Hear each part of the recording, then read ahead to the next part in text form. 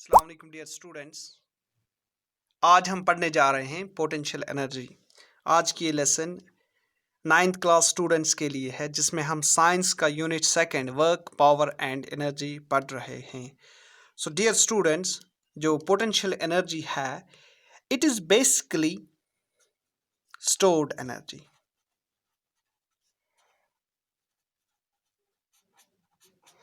किसी भी ऑब्जेक्ट में जो एनर्जी स्टोर्ड है और इसी स्टोर्ड एनर्जी को यूटिलाइज करते हैं फिर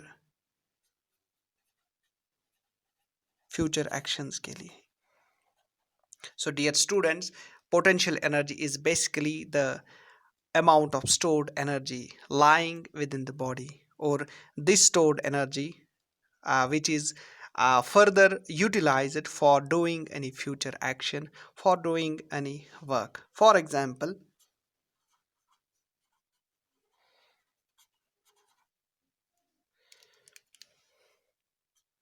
अगर हम एक रबर बैंड लेंगे, rubber band, this is the rubber band. अगर हम इस रबर बैंड को एक साइड से होल्ड करेंगे और दूसरी साइड से स्ट्रेच करेंगे, सो हम इसको स्ट्रेच करेंगे। स्ट्रेच करने के बाद इस रबर के बैंड की हालत जो है, this will be its shape. So जब हम रबर बैंड को स्ट्रेच करेंगे, स्ट्रेच करने के दौरान रबर बैंड की जो कॉन्फ़िगरेशन है, रबर बैंड की शेप है, रबर बैंड की जो लेंथ है, वो इंक्रीज हो जाएगी। और इस दौरान हम ये कहेंगे कि हम रबर बैंड पे कुछ काम कर रहे हैं।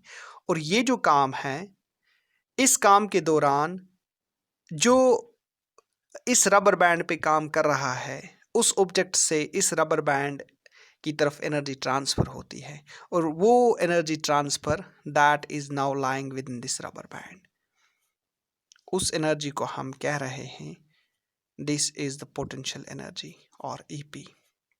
Now the rubber band is having potential energy, so this rubber band is now capable of performing any kind of work. जब हम इसको रिलीज करते हैं तो ये रबर बैंड जो है, ये अपनी ओरिजिनल पोजीशन रिगेन करती है, अपनी ओरिजिनल कॉन्फ़िगरेशन को रिगेन करता है, अपनी ओरिजिनल शेप को रिगेन करता है।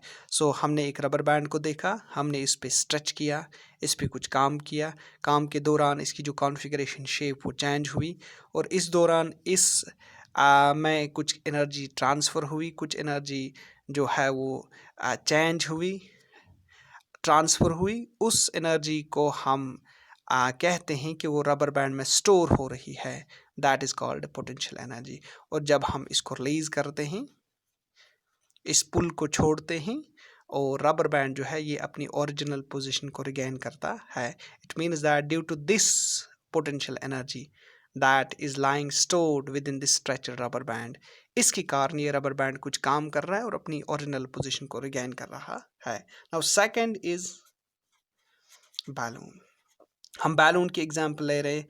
हमारे पास एक फिल्ड बैलून है, हम इस बैलून को प्रेस कर रहे हैं। प्रेस कर रहे, it means that we are doing work on it. और प्रेस करने के दौरान रबर बैंड की जो शेप है वो चेंज हो रही है, इसकी कॉन्फ़िगरेशन जो चेंज हो रही है, और इसके दौरान रबर बैंड, ये जो बैलून है, ये एनर्जी को एक्वायर करता है, इसमें कुछ एनर्जी ट्रांसफ़र होती है। उस एनर्जी को हम कह रहे हैं this energy is now the stored energy lying within this balloon, this is potential energy. और जब हम इस बैलून को रिलीज़ करते हैं, छोड़ते हैं, ये अपनी ओरिजिनल पोजीशन को रिगेन करता है, और इस स्टोर एनर्जी के कारण ये अपनी पोजीशन को रिगेन करता है। इस स्टोर एनर्जी के कारण, इस पोटेंशियल के एनर्जी के कारण this rubber band is able to perform some kind of work. अगर हम तीसरी एग्जांपल को डिस्कस करेंगे, for example we are taking a toy car. एक टॉय कार है, हम इसकी चाबी को घुमा रहे हैं। घुमाने के कारण हमारे हाथों से हम इस पे काम कर रहे हैं, टॉय कार पे। सो हमारे इस बॉडी से जो एनर्जी है वो ट्रांसफ़र हो रही है, क्योंकि हम काम कर रहे हैं इस टॉय कार पे। तो जो एनर्जी टॉय कार में ट्रांसफ़र हो रही है, वो उस टॉय कार में स्टोर हो रही, उसको हम पोटेंशियल एनर्जी कहेंगे। जो ही हमने इसको ग्राउंड पे रखा तो तुरंत वो टॉय कार मोशन में आ जाती है, दैट स्टार्ट्स मूविंग। सो उस स्टोर्ड एनर्जी के कारण जो है टॉय कार मूवमेंट दिखाती है, that starts moving.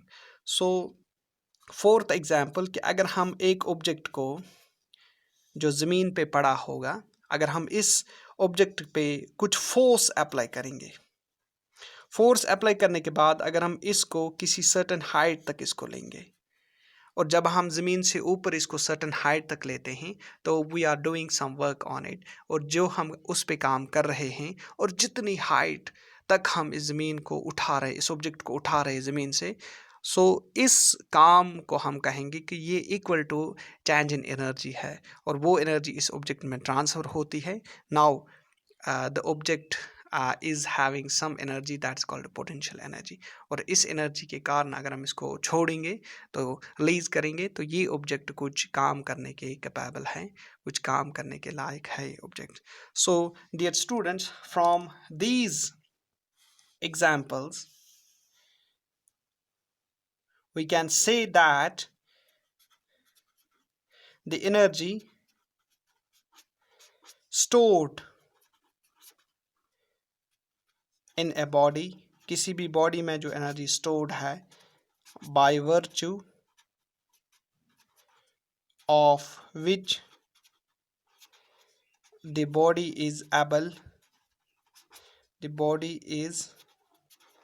able to perform some work. So the energy stored in a body, यहाँ पे जो इस रबर बैंड में एनर्जी स्टोर्ड है, यहाँ पे जो इस कंप्रेसर जो हमने बैलून को कंप्रेस किया, इसमें जो एनर्जी स्टोर्ड है, यहाँ पे जो टॉय कार को हमने जो चाबी वाइंड की, चाबी घुमाई, उसके बाद जो इसमें एनर्जी स्टोर्ड है, जब हम इस ऑब्जेक्ट को सर्टेन वर्टिकल हाइट तक ले जा रहे हैं, इसमें जो एनर्जी स्टोर्ड है, तो इस स्टोर्ड एनर्जी के कारण these bodies they are able to perform some work, और उस स्टोर्ड एनर्जी को हम कह रहे हैं this energy is the potential energy.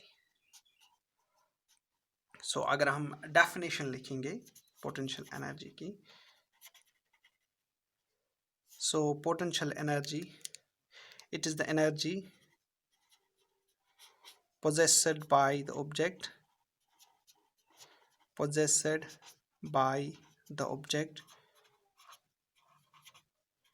by virtue of a part, its position, and or